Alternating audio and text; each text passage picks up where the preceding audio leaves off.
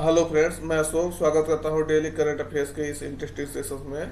आज आप लोग को 24 सितंबर 2024 का करंट अफेयर्स बताया जाएगा। इसमें कई सारे टॉपिक कवर किए जाएंगे जो आपके एग्जाम के लिए तो काफी इंपॉर्टेंट होने वाला है। आपके जनरल अवेयरनेस के लिए भी काफी इंपॉर्टेंट होने वाला है, तो वीडियो लास्ट तक देखिएगा। कई सारे डाउट्स आपके क्लियर होने वाले हैं और कई सारी नई जानकारी आपको उपलब्ध होने वाले हैं। और वीडियो का पीडीएफ जो होता है वो आप कमेंट बॉक्स में पिन कर दिया जाता है और डिस्क्रिप्शन बॉक्स में भी लगा दिया जाता है, वहां से आप टेलीग्राम के माध्यम से जाके देख सकते हैं। तो शुरुआत करते हैं आज के क्वेश्चन का। आज जो एक पहला क्वेश्चन है आज का, नाविका सागर परिक्रमा सेकंड के तहत भारतीय नौसेना की 2 महिला अधिकारी कहां से विश्व भ्रमण का जो है शुभारंभ करेंगे। तो ये काफी इंपॉर्टेंट हो जाता है। अभी इसके पहले 4-5 दिन पहले आपको बता दिया गया था, इसके बारे में सेम बताया गया था क्वेश्चन, बशर्ते कि वो पूछा गया था किस अभियान के तहत जाएंगे या कुछ किस जहाज से जाएंगे, उस टाइप से पूछा गया था। लेकिन ये आपकी बार ये बताया गया कि कहां से ये जो है 2 अक्टूबर को विश्व भ्रमण के लिए निकलेंगे। तो विकल्प में है कोच्चि, गोवा, चेन्नई, मुंबई। तो सही उत्तर आपका रहेगा गोवा। इंपॉर्टेंट हो जाता है, गोवा से ये 2 अक्टूबर को जो है विश्व भ्रमण के लिए निकलेंगे। तो ये 2 महिला जो है अधिकारी है नौसेना की, तो इनका नाम भी अभी बता देते हैं आपको। तो भारतीय नौसेना की जो परिक्रमा है, इसके अभियान के तहत अभी 23 सितंबर को जो है नई दिल्ली में नौसेना स्टाफ के उप प्रमुख वाइस एडमिरल कृष्णा स्वामीनाथन की अध्यक्षता में पूर्वावलोकन कार्यक्रम आयोजित किया गया। इसके लिए जो है ये न्यूज में था। देखिएगा, भारतीय नौसेना की जो है नौकायन या पोत तारड़ी, ये क्वेश्चन आपका इंपॉर्टेंट हो जाता है। तारड़ी पोत से ये जो है जाएंगी, मतलब जहाज से 2 अक्टूबर 2024 को 2 साहसी महिला अधिकारी लेफ्टिनेंट कमांडर दिलना के, इनका नाम भी आप याद रखिएगा क्योंकि आगे आने वाले एग्जाम में आपका क्वेश्चन यहाँ से बनेगा। तो लेफ्टिनेंट कमांडर दिलना के और लेफ्टिनेंट कमांडर रूपा ए, दोनों लोग का इमेज हम आपको दिखाई दिए। तो साथ एक चुनौतीपूर्ण अभियान में जो है ये रवाना होंगे। तो ये इंपॉर्टेंट हो जाता है। ये मंडोवी गोवा से जो है हरी झंडी इनको दिखाया जाएगा, 2 अक्टूबर आपको बता दिए। ये लगभग पूरे विश्व में जो है 21,000, ये 8 महीने का सफर होने वाला है। और ये महिला अधिकारियों की जो है एक जोड़ी बिना किसी बाहरी सहायता के केवल पवन ऊर्जा पर जो है निर्भर होकर के 21,600 समुद्री मील, लगभग 40,000 किलोमीटर से अधिक की दूरी जो है तय करेंगे। तो इम्पोर्टेंट हो जाता है इसके लिए जो है ये क्वेश्चन। ये देखिएगा, ये 3 जो है महान केप है, cape Leeuwin, cape Horn, cape of good hope, इस सब के माध्यम से यहाँ जो खतरनाक, इससे भी खतरनाक रास्ते इसके आसपास जो है वहां से ये लोग गुजरेंगे। तो इम्पोर्टेंट हो जाता है। आवाज में थोड़ा आपको भारीपन लगेगा क्योंकि जुकाम और सर्दी हुआ है, लेकिन मैं सोचा कि लेक्चर लेना जरूरी है, इसकी वजह से मैं लेक्चर भी ले रहा हूँ। तो आवाज में थोड़ा सा भारीपन रहेगा, उसके लिए आप उसको इग्नोर कीजिएगा क्योंकि आपका लेक्चर ज्यादा महत्वपूर्ण है।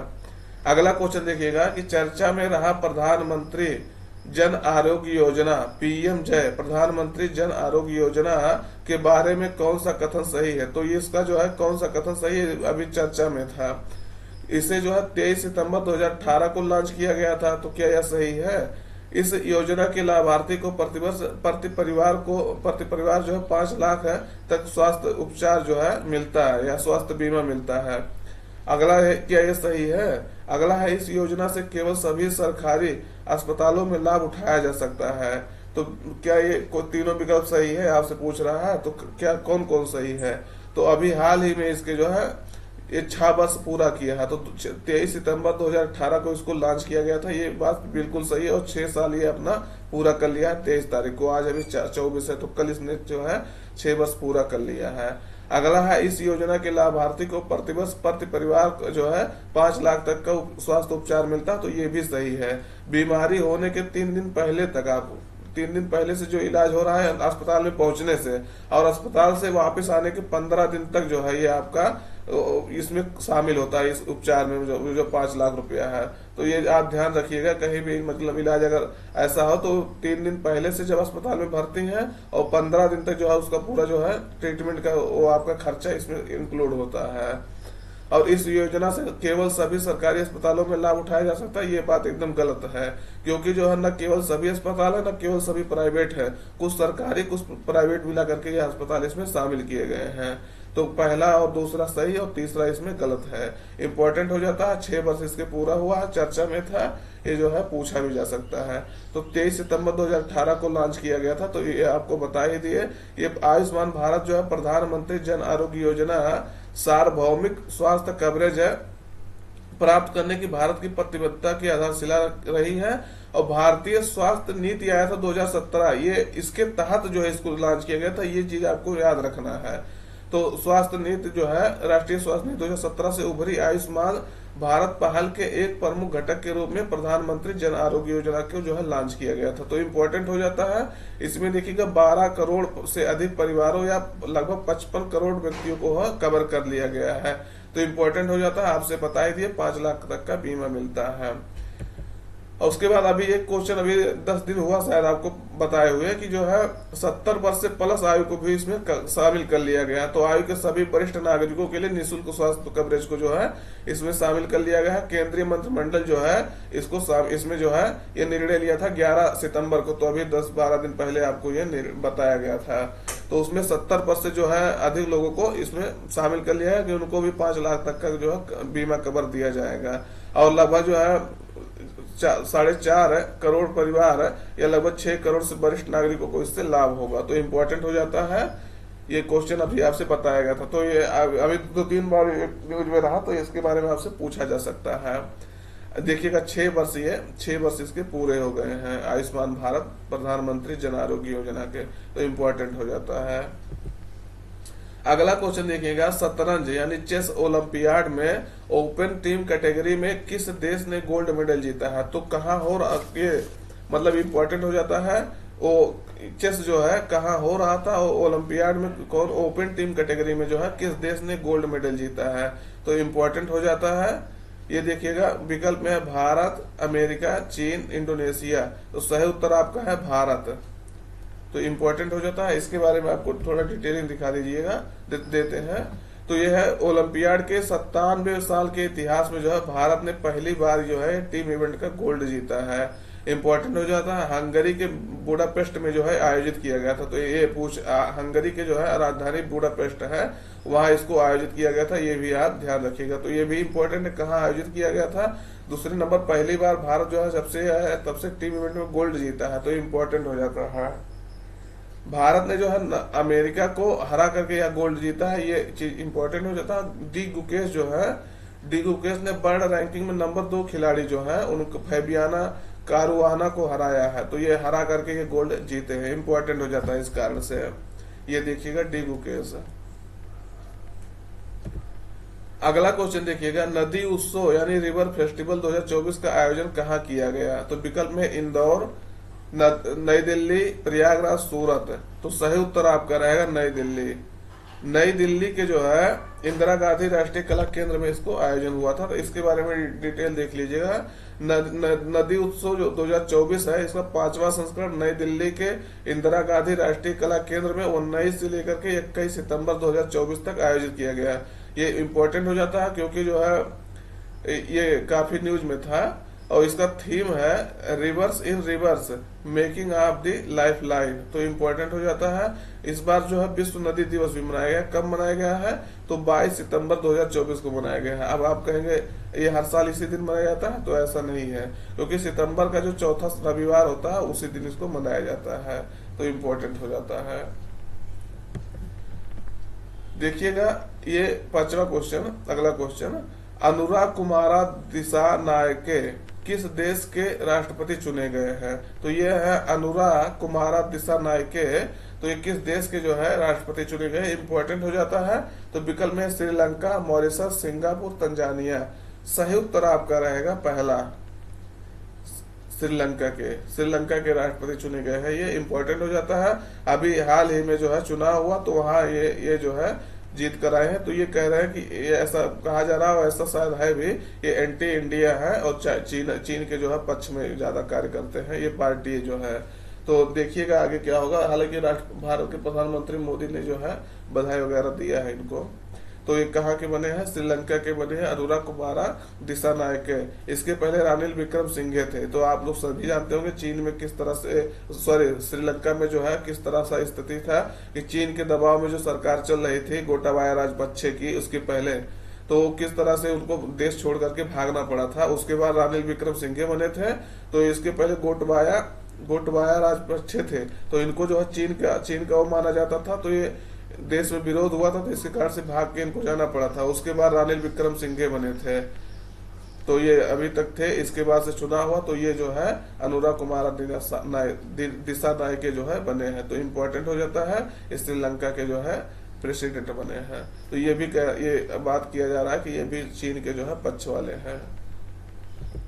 ये देखिएगा श्रीलंका के नए राष्ट्रपति, ये श्रीलंका है। देखिएगा गल्फ ऑफ मन्नार यहाँ है। इंपॉर्टेंट हो जाता है, कई बार पूछा गया क्वेश्चन कि गल्फ ऑफ मन्नार में ये उत्तर में है या ये पाक बे जो है, पाक की खाड़ी, ये उत्तर में है। तो आपका उत्तर में देखिएगा कौन है? पाक बे, और नीचे जो है गल्फ ऑफ मन्नार है। दूसरे नंबर जो है ये एडम ब्रिज है, यहाँ से जो है भारत और श्रीलंका जो है कनेक्ट होता है। और ये तीसरा क्वेश्चन ये पूछा जाता है कि पाक स्ट्रेट जो है किस किस देश के बीच में है? तो इंडिया और श्रीलंका के बीच में पाक जल संधि है। तो इम्पोर्टेंट हो जाता है। पाक नाम है, पाकिस्तान मत समझ लीजिएगा, क्यों? इसीलिए जो है कई बार इसको पूछा जाता है। तो ये चीज है। यहाँ देखिएगा, यहाँ इसकी राजधानी कोलंबो है। तो इम्पोर्टेंट हो जाता है। आप देखिएगा इतना सटा हुआ है, इसीलिए जो है मछुआरों को लेकर के हमेशा भी विवाद रहता है कि मछली मारते मारते ये लोग जो है दूसरे देश के सीमा में प्रवेश कर जाते हैं।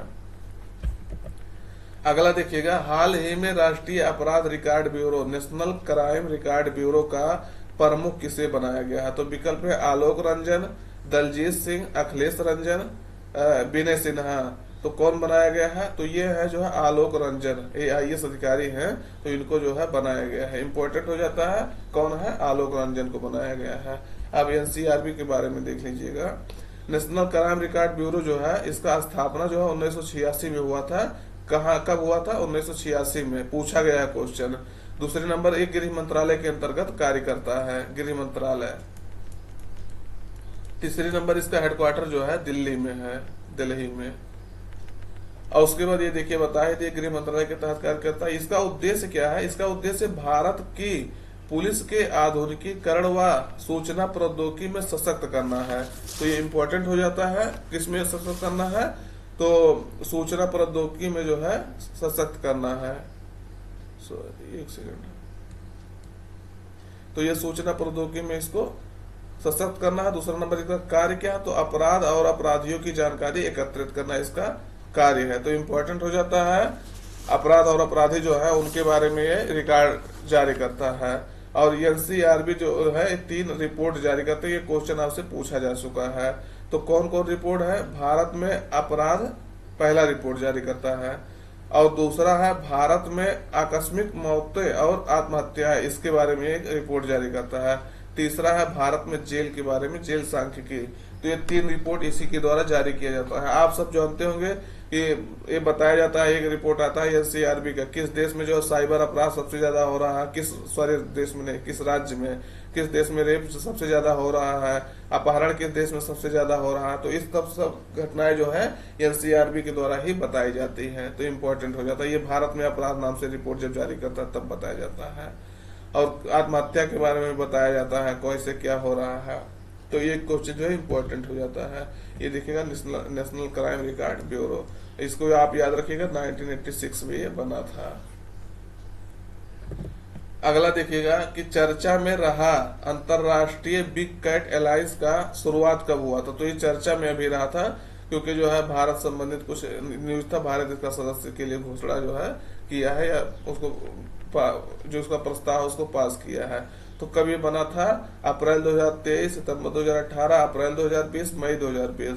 सही उत्तर आपका रहा पहला, अप्रैल 2023 को जो है ये बना था। 9 अप्रैल 2023 को 1923 कह रहा है। तो ये इम्पोर्टेंट हो जाता है। इसके बारे में आप देखिएगा डिटेल्स है। तो कैबिनेट ने जो है या मंत्रिमंडल ने भारत को इस गठबंधन का सदस्य बनने के प्रस्ताव को मंजूर दे दिया है। आपसे हम पहले बता दिए, मंजूरी इसको कर दिया है। भारत सहित जो है इसमें निकारागुआ, इस्वातिनी, सोमालिया और भारत जो है इसके सदस्य बन गए हैं। 4 देश मतलब भारत के साथ इसके सदस्य बने हैं। कब इसका स्थापना हुआ था तो आपको बताइए 9 अप्रैल 2023 को। ये IBCA जो है यह एक वैश्विक पहल है जिसका उद्देश्य है दुनिया भर में 7 बड़ी जो है बिल्लियां है, 7 है।